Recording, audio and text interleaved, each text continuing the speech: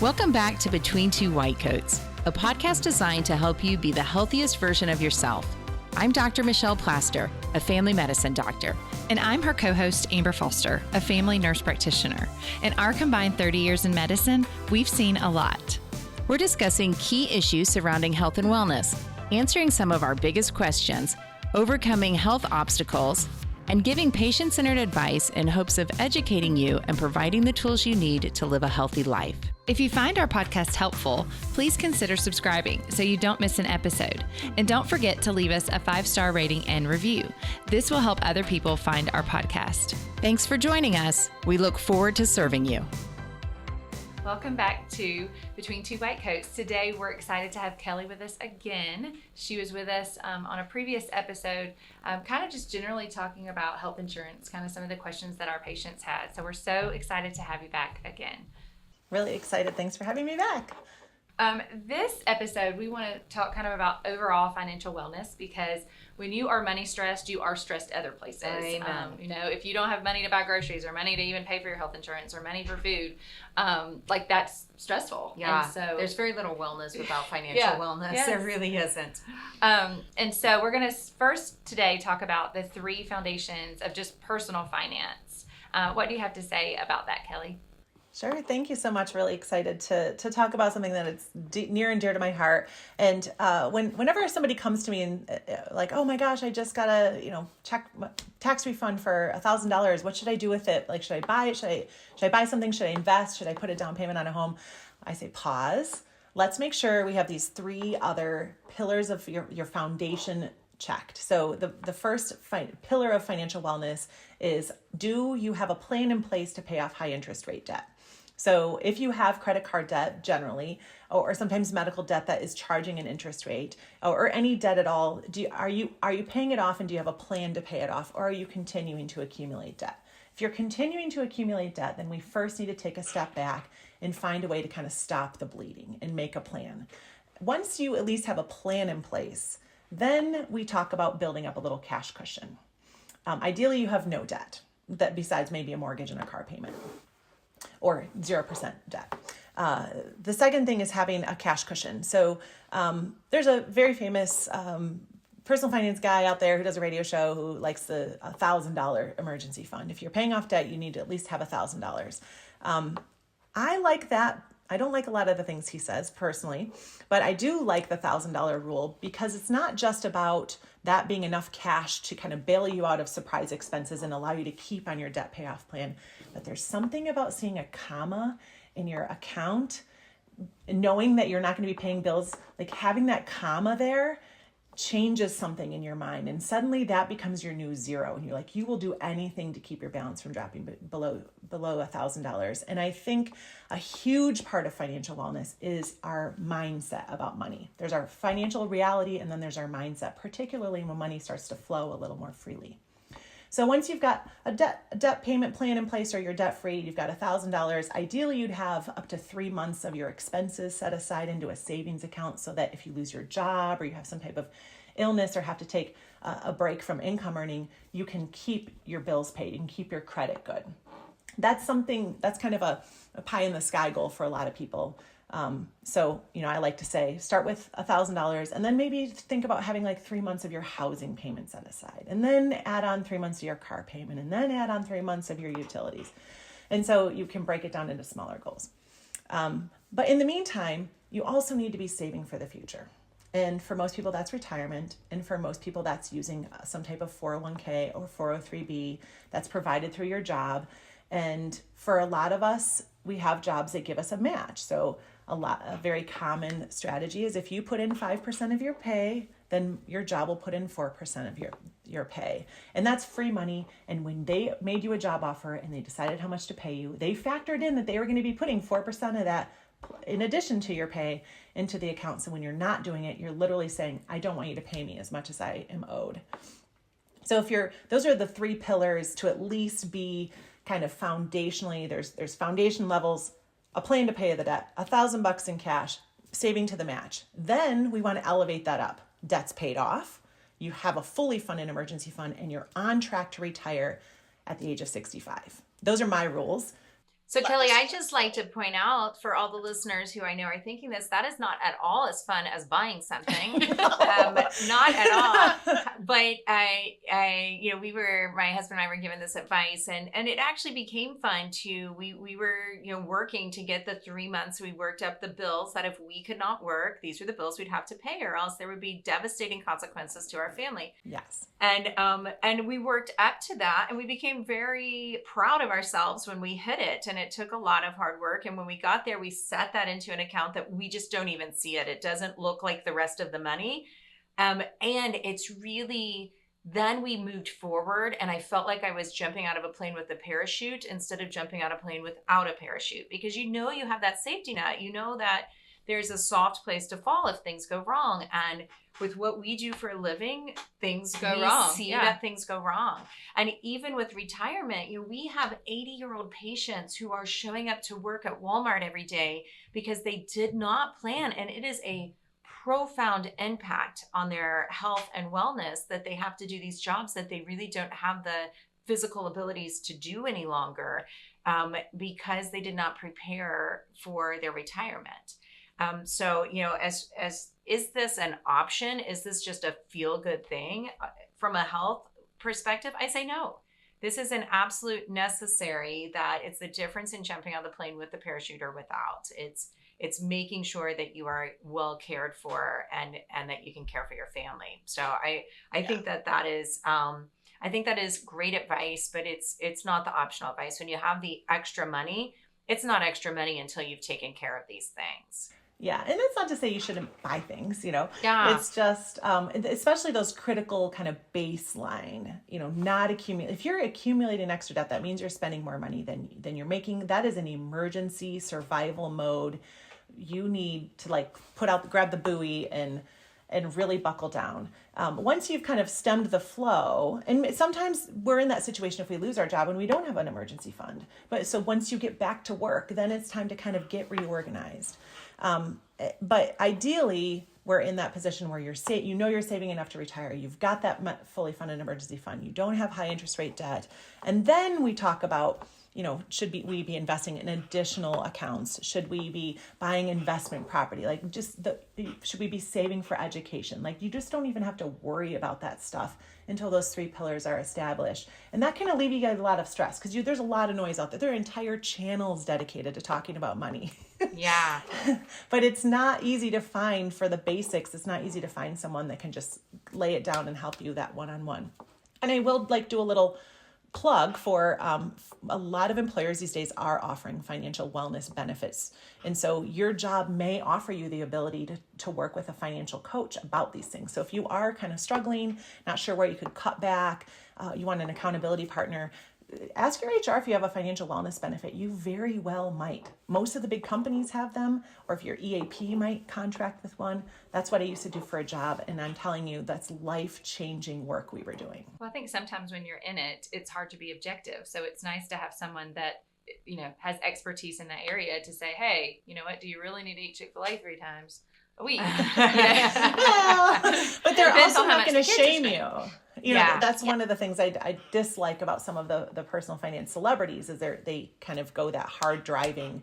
And whereas a financial coach is going to be compassionate and say hey, I'm not saying you can't ever eat Chick-fil-A, but you probably don't need to go 3 times a week. Can you, or if you're going buy, in bulk or something. But that's one of the barriers to people accessing help is they're ashamed because I should know better, that they should all over themselves. I should know better. I shouldn't be here.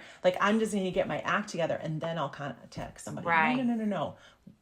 Financial coaches are there to get you out of the hole. They're there to be your crime partners. I've cried on the phone with people before.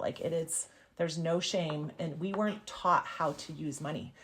We don't laugh at babies learning how to walk. We laugh because it's cute, but we're not making fun of babies because they don't know how to walk when they fall out of the womb. Why would I make fun of you for not having money skill? It's essential to survival, and yet we don't have it. It's a skill you have to learn. Take the shame away from that, and when you know better, you'll do better. So seek the knowledge so that you can know better.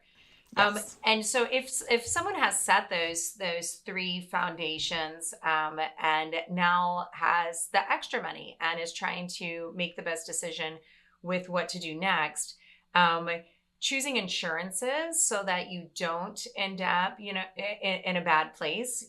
Insurance is difficult because you're planning for the catastrophic. You're planning for when something goes wrong, not letting something more go wrong by it destroying your finances.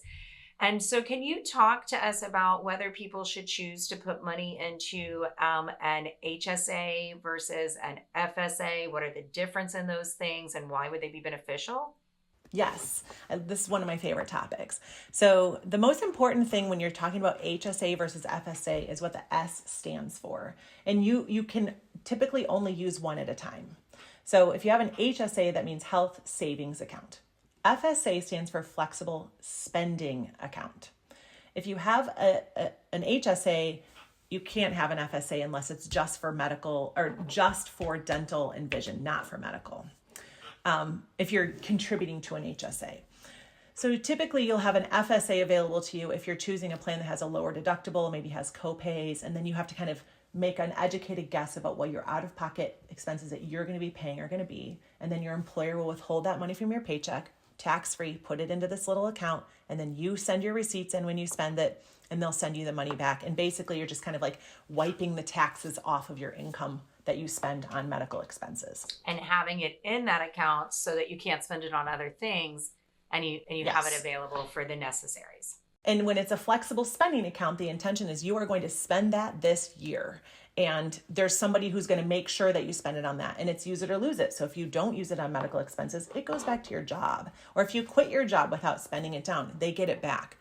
So a flexible spending account, you do have to kind of stay on top of what you think your out-of-pocket expenses are going to be. You don't want to overfund it. If you do, there's an FSA store. You can go buy like a bunch of bandages and sunscreen and, things you might use in the future.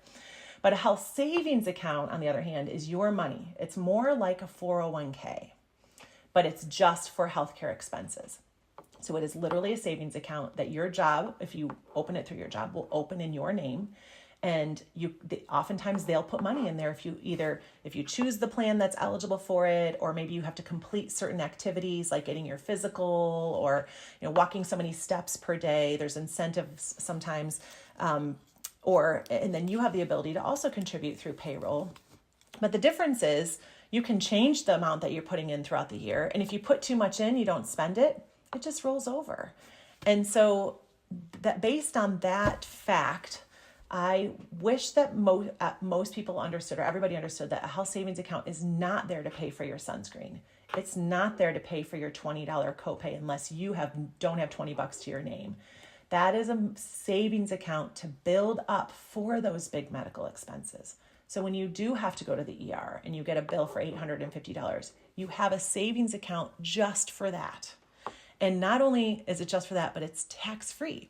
So you can maybe earn a little interest in there, and you didn't pay any taxes on the money when it went in. And so it's like a 30% discount depending on your tax situation on those bills already. And ideally, the best case scenario, once you have your pillar established, if you can fully fund your HSA and then not spend it, you can start investing it. And it can be a retirement account to pay your medical expenses when you're retired. Or for me, when you quit your job, you don't have health insurance, you can pay out of pocket. Or you can do catastrophic only coverage and you have money to pay your bills. So like I've mentioned in the prior episode, my deductible is $6,700. That's a lot of money. I managed to get $30,000 into my HSA before I quit. Over my 15 years of working in jobs, I would have more if I had realized this sooner, because I prioritized putting money in there and I didn't spend it. The other thing people don't know about HSAs is that if you spend money and you have HSA dollars and you don't swipe your HSA card. So let's say I, pay my doctor's bill, it's $150. I pay it using my Capital One Saver card so I can get my 1% cash back. I pay my Capital One Saver card off at the end of the month. But like tomorrow or next year or 5-10 years from now, I can actually go back to my HSA and say, you know what, back in 2022, I paid a $150 bill. I want that money now out of my HSA. So you can reimburse yourself years in the future for expenses that you incur as long as you had the HSA in place. So there's a lot. I could do hours on advanced strategies, but the best way to use your HSA is ideally to let it build up for the long term. But for most people, it's more realistic to say, don't spend it on the little stuff and let it build up to pay for bigger expenses that would otherwise cause you to, not be able to buy groceries or have to skimp on a bill or divert from your debt payoff plan. That is super helpful and totally knowledge to me. Same. When you talk about you quit your job and you then had to select insurance yourself, and many times if you have an employer that offers a nice benefit package, you are handed, here's 2 or 3 insurances, choose your health insurance that's going to serve you and your family best. But then when you either work for someone who doesn't offer you health insurance, or you're self-employed or unemployed, you have to try to navigate this on your own. What options exist for those people, and how do they go about doing that? Great question. So there's a variety of options. So the most obvious one would be if you're married, your spouse's plan, if your spouse has a plan. If you're not married, but you're with somebody, maybe a trip to City Hall. There's a lot of other things to consider. But I do know people have gotten married for the insurance purpose. But beyond that, we hear about COBRA. COBRA is usually when you've left a job for up to 18 months, you can remain on your old plan, but you have to pay all of the costs. So depending on how much your employer was helping out with those costs, and you often don't know that until you quit, that could be really expensive. So that's what I did for the first 18 months. And then after that, I had to go look at healthcare.gov, which is the Affordable Care Act Obamacare platform. Some states have their own, but the first question they ask you is, what state do you live in? And then you'll find out right away whether or not your state's on there. Every state has different plans, but it's just kind of like at work where you look at the different plans. There's just going to be a lot more options. And for me, the things that I prioritize once I'm established with a provider is I put their name in to see which plans they take. That eliminates a bunch. Personally, I like an HSA, so I click HSA eligible. That wipes out most of them. But then often there's also a decider tool that will say how much do you use healthcare? And it's, small, medium, large, kind of like the Goldilocks scale. And then it'll make suggestions for what plans might be right for you. And it'll tell you what it'll cost per month. And the preconceived notion is these types of health insurance plans are really expensive.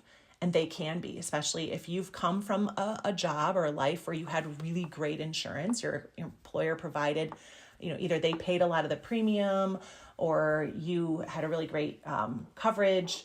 And so we naturally gravitate towards looking to that type of plan. And those are usually silver and gold plans. And those are a lot of money, like $700, $800 minimum for one person. So if you're covering your family, we're talking thousands of dollars.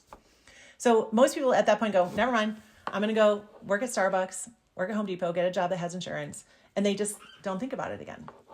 But if you've managed to save up some money in your HSA, don't look at those plans that have all that coverage.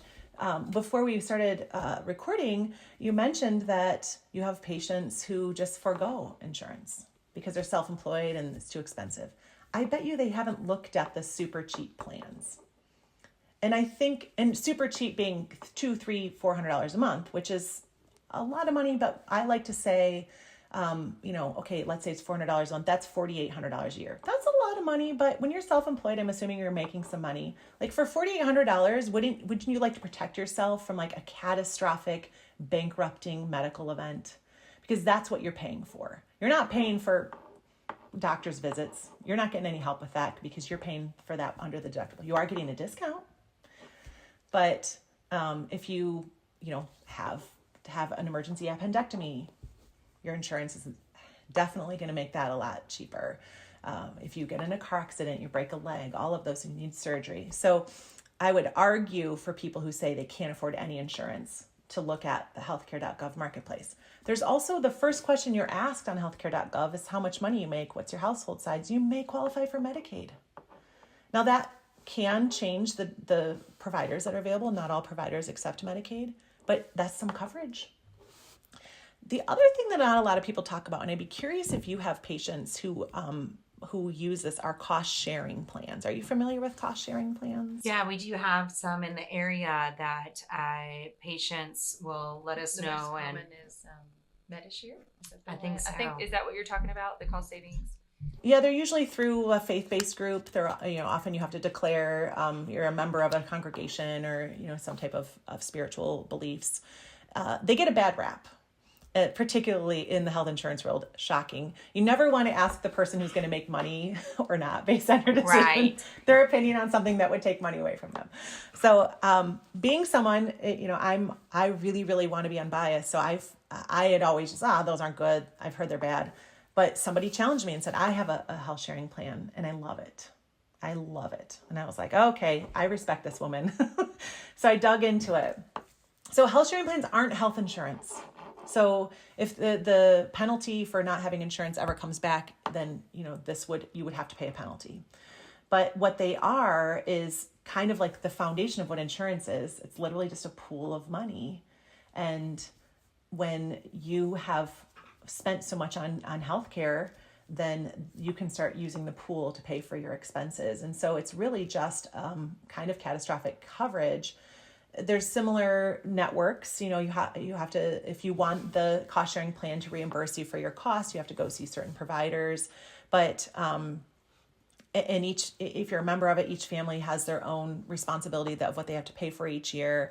But if you understand how it works and you do your homework and you do work to stay in plan, those can be a lot less expensive ways to access kind of catastrophic coverage for critical care. So if you end up with a cancer diagnosis or something, you want to make sure before you join that there's providers in your community that actually will take this. But I would assume that if it's available in your community, there are providers.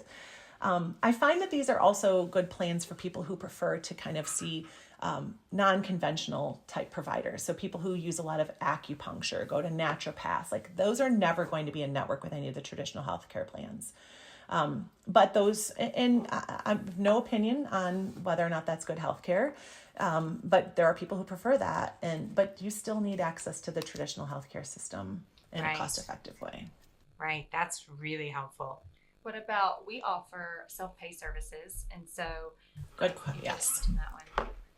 Yeah, I always ask my providers, what's the self-pay rate? Because in my situation, because of the plan that I have, it's always less expensive.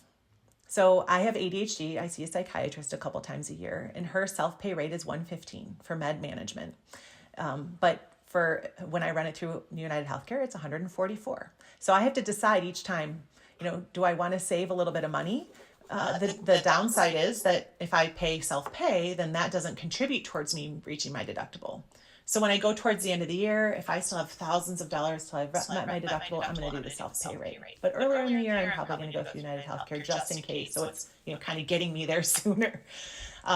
And I found hospitals, often the self-pay rate is lower than an insurance negotiated rate. We kind of touched on this in the last episode, but the insurance negotiated rates are typically assuming that the insurance company is going to pay a part of it. And so that's why it can be so frustrating for those of us who have higher deductibles, where we are actually paying all of the costs until we've spent so much money that, it would be cheaper if I didn't have insurance. But you do have the right to say, don't bill my insurance. I want to pay this myself. So I often choose that when I have an out-of-network anesthesiologist. I mentioned in the prior episode, I've had a couple missed miscarriages. So that's when in the first trimester, the embryo is not growing. You know this, right? And your body doesn't expel. And so, you can have a lot of healthcare problems if your body doesn't resolve that pregnancy. And so the first time that happened to me, I had a DNC done in the doctor's office. So it's an anesthesiology procedure. And I got a bill for $1,500 from the anesthesiologist. And I had to pay it, and long story short, but the next time this happened, I said, well, what would you pay? What would you bill me if we didn't bill my insurance? And it was like $750. So a missed miscarriage is actually more expensive than a pregnancy. Yeah, wow. Because of all of that stuff, right? And I think that makes a really good point. And Amber and I have both seen the consequences of people choosing to be uninsured. And I don't say this without great empathy, because it's a difficult financial decision, and health insurance is very costly, and it's a difficult decision to make. I think a lot of people think, well, if I have this deductible of $10,000 and what I do throughout the year is going to cost less than $10,000. Why would I even have health Why insurance? bother? And so people choose to be uninsured, and many times that might be the only decision making, and things are okay. I had a patient in recent year that was fairly healthy in her 50s, and had her corporate insurance from her employer, and then lost her employment and chose to be uninsured.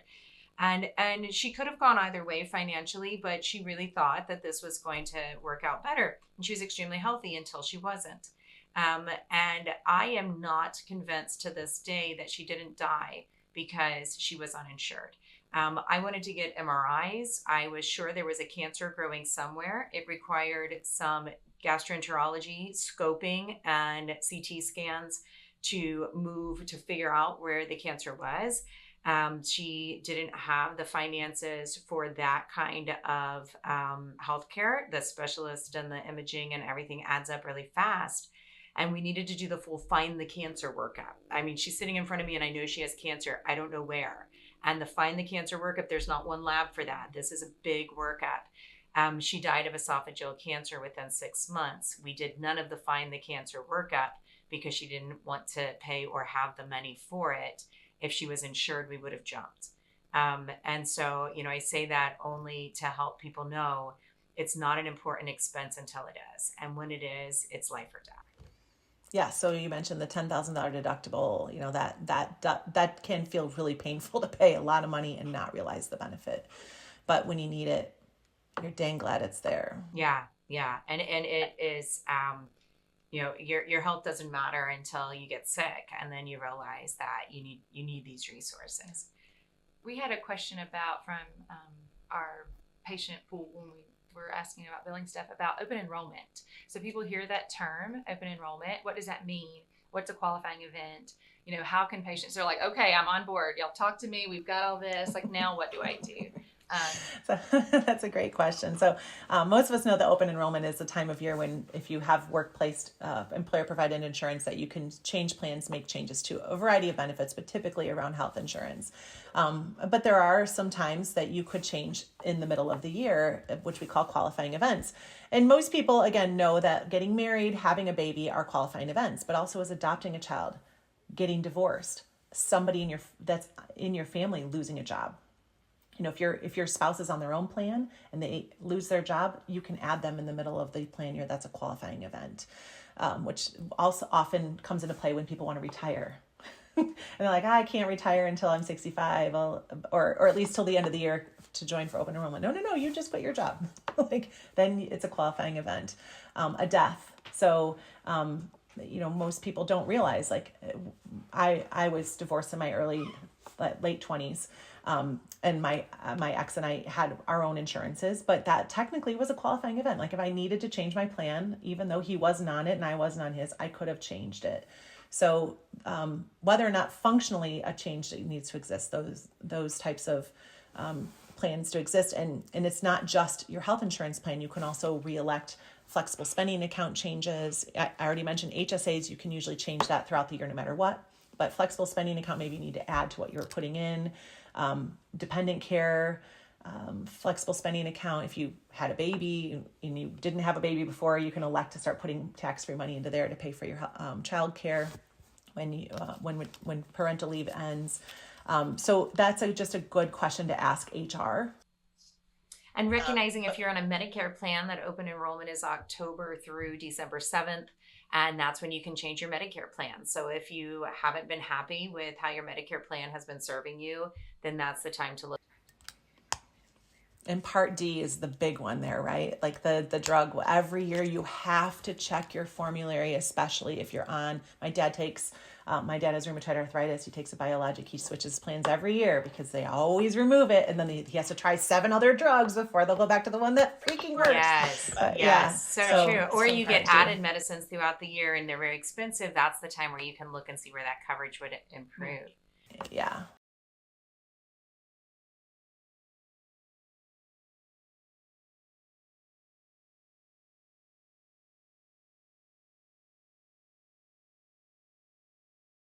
I'm on Instagram, and my handle is Financial Bliss Coach. Financial bliss. I years ago, behind me, these little signs, they actually have the words "Follow Your Bliss" on them. A friend gave this to me the first time that I quit my job and launched my own business. It didn't work the first time. I had to go back and get a job, pay off my debt, build things back up again, get my financial foundation. But Follow Your Bliss has been a thing for me. And then I do have a coaching program with the acronym BLISS that stands for Begin, Look Inside, It's Possible, Specifics, and Setting the Path. So it's a kind of a financial coaching plan for smart, responsible women who want to take the next step once they've set their foundation. And I love the things you've said, that if you're not in the financial place that you want to be, and really who is, that there's no shame in that this is an important foundation for making sure that, money, like health, is something you don't think about when it's not a concern. And when it is a concern, it changes everything, every single thought that you have. So being able to have a resource here, I think you're like people's financial primary care. I like that. Yes, that's right. I like that too. I'll have to think about it. I like that. Yes. People need a financial primary care. So They do. I'm so glad that we had this opportunity to address these things. Yeah. I know I've learned a lot. I appreciate letting patients know that there are experts in these areas. It is unfortunately And it's not us. Not us. Yes, it is unfortunately us. But we are smarter than we were a half an hour Yes. ago. Thank you so much, Yes, Kelley, and thank you all for joining us. And I hope that you have a walk away today that will help you find your financial bliss. Thank you so much, ladies. We like to leave you on a good note, so here's today's Tell Me Something Good. Something good is giving. We have a friend who was in the hospital for a really extensive surgery, and she planned before going in to take a basket full of goodies and let any person working in the hospital who came into her room take something to show gratitude and give something back. If she can remember to give in her biggest time of need, then I think we all can. So shout out to you, Whitney, for really role modeling how we can all do a good job giving. Thank you so much for listening, and until next time, take care of yourself.